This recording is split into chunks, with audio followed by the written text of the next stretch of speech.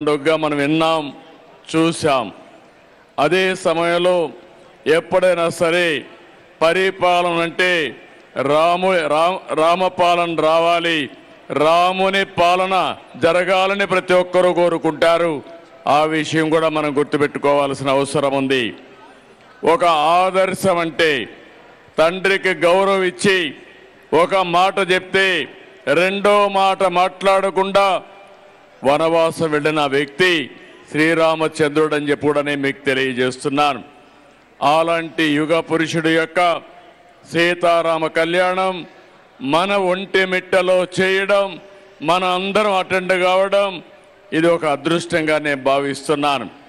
విభజన జరిగిన తర్వాత ఒకప్పుడు సమైక్య ఆంధ్రప్రదేశ్లో భద్రాచలంలో సీతారామ కళ్యాణం కానీ శ్రీరామచంద్రుడి దర్శనం చేసుకునేవాళ్ళం. అలాంటి సమయంలో విభజన జరిగిన తర్వాత మనం ఇక్కడ చేయాలని ఒంటిమిట్టలో ప్రభుత్వ పరంగా అఫీషియల్గా డిక్లేర్ చేసి అప్పటి నుంచి ఈ యొక్క ఒంటిమిట్ట దేవాలయాన్ని అభివృద్ధి చేసుకుంటూ వచ్చాం. మొట్టమొదటిసారిగా ఈ ఒంటిమిట్ట దేవాలయాన్ని దేవస్థానానికి ఇచ్చి వెంకటేశ్వర స్వామి కన్నుసన్నల్లో ఈ దేవాలయ పాలన జరగాలని చెప్పి నిర్ణయించాం. అది జరిగి కూడా ఈరోజు దగ్గర 10 సంవత్సరాలు అవుతా ఉంది. ఇది కూడా ఒక చరిత్ర. ఈరోజు 11వ శతాబ్దంలో ఈ టెంపుల్ కట్టారు. ఏకశిల, ఒకే శిల పైన కోదండరామస్వామి కానీ, అదే మరి సీతాదేవి కానీ, లక్ష్మణుడు కానీ ముగ్గురిని ఒకే శిల మీద తీసుకొచ్చారు.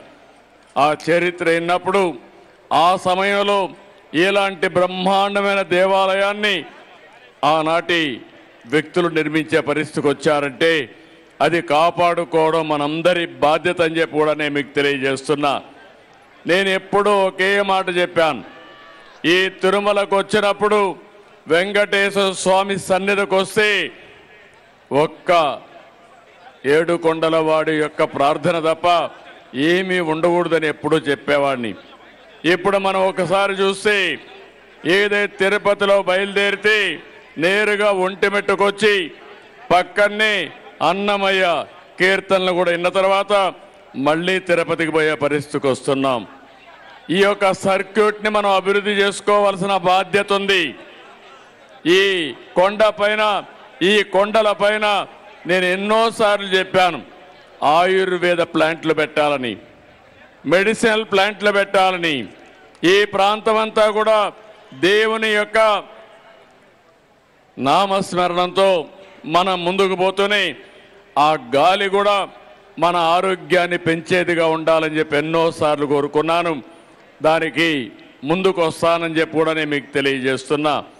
ఈ ఒంటిమిట్టని ఒక బ్రహ్మాండమైనటువంటి టెంపుల్ టూరిజంగా తయారు చేయడానికి ముందుకు పోతాం. ఇక్కడే పక్కనే ఆ రోజు నేను చూశాను, చెరువు కూడా బ్యూటిఫికేషన్ కోసం పనులు ప్రారంభించాం. ఇక్కడ ఎవరైనా వస్తే ఒక 2-3 రోజులు ఇక్కడ ఉండడానికి దీన్ని ఒక పర్యాటక కేంద్రంగా, పవిత్రమైనటువంటి టూరిజం హబ్గా మనం తయారు చేసుకోవాల్సిన అవసరం ఉంది. ఈరోజు దేవాలయాలు అనేటివి మన వారసత్వ సంపద. మనం ఈ విషయం గుర్తుపెట్టుకోవాల్సిన అవసరం ఉంది. ఈరోజు ఈ దేవాలయాలు రాకపోతే మన కుటుంబ వ్యవస్థ ఉండేది కాదు. ఈరోజు ప్రపంచంలో ఏ దేశానికి లేనటువంటి ఒక గొప్ప వారసత్వ సంపద భారతదేశంలో కుటుంబ వ్యవస్థ. ఈరోజు మన కుటుంబం కోసం మనం ఆలోచిస్తాం, ఒకరికొకరు భద్రత ఇస్తాం, కష్టాల్లో ఉంటే ఆదుకుంటాం. ఇలాంటి వ్యవస్థ ప్రపంచంలో వేరే దేశాల్లో లేదు. అలాంటి వ్యవస్థను కాపాడుకొని మన తర్వాత కూడా మన వారసులకు మనం అప్పజెప్పవలసిన బాధ్యత మనందరిపైన ఉందని చెప్పి కూడా నేను మీకు తెలియజేస్తున్నా. నాకెప్పుడు కూడా శ్రీరామచంద్రుడు ఒక స్ఫూర్తి. రాముని పాలన ఇవ్వాలని, రామ రాజ్యం తేవాలని నా ఆకాంక్ష అని చెప్పి కూడా మరొక్కసారి తెలియజేస్తున్నా. అందుకే మీ అందరికీ చెప్తున్నా, ప్రతి ఒక్క వ్యక్తికి విజ్ఞప్తి చేస్తున్నా, శ్రీరాముడు సాక్షిగా చెప్తున్నా, ప్రతి ఒక్కరికి రాష్ట్రంలో మేలు చేయడం నా ఆలోచన, నా ధ్యేయం. తప్పకుండా చేస్తానని మరొక్కసారి శ్రీరాముడి యొక్క సమక్షంలో ఒక భక్తుడిగా, ఆయన సాక్షిగా మీ అందరికీ విజ్ఞప్తి చేస్తున్నా. అలాంటి పరిపాలన రావాలి. ఈ రామరాజ్యంలో పేదరికం పోవాలి. మళ్ళీ ఇక్కడ ఒక శుభ సందర్భంలో కోరుతున్నాను. నేను ఎన్నో